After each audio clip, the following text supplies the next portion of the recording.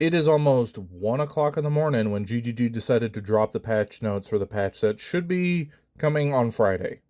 I went over it. I'm going to give you some of the major points. This patch, there is so much here that I cannot cover in a video, let alone all of the bug fixes alone. Like you can see, I can't cover all this in this video. Here is just some of the TLDR. A lot of the stuff in this patch was already covered in the video that they released. It was already covered in that video. 4 new tower maps. The current Lost Towers map has been revamped much better. More bosses on maps. They added a precursor tablet just to spawn bosses on maps. A lot of maps, whether you like them or not, even if you don't like them, have new stuff added to them. Some maps are better with rare monsters. Some maps are better with essences. Some maps are better with just mob density. It's going to depend on the map. We're going to have to find out on our own.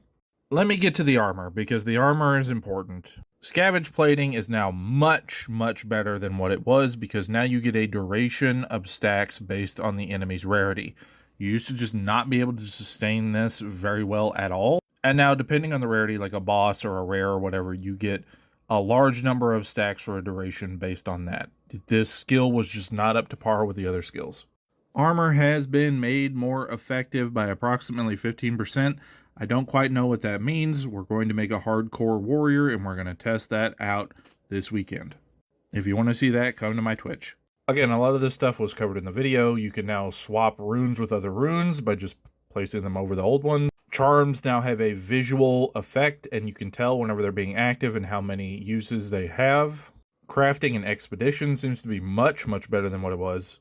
A slew of unique item buffs and changes. An absolute metric shit ton of bug fixes. This is an insane amount of bug fixes. A lot of controller improvements, console improvements, just pluses pretty much all across the board. And last but not least, for us that have played PoE 1 and had microtransactions, a bunch of microtransactions are now available from Path of Exile 1 in Path of Exile 2 now with this patch.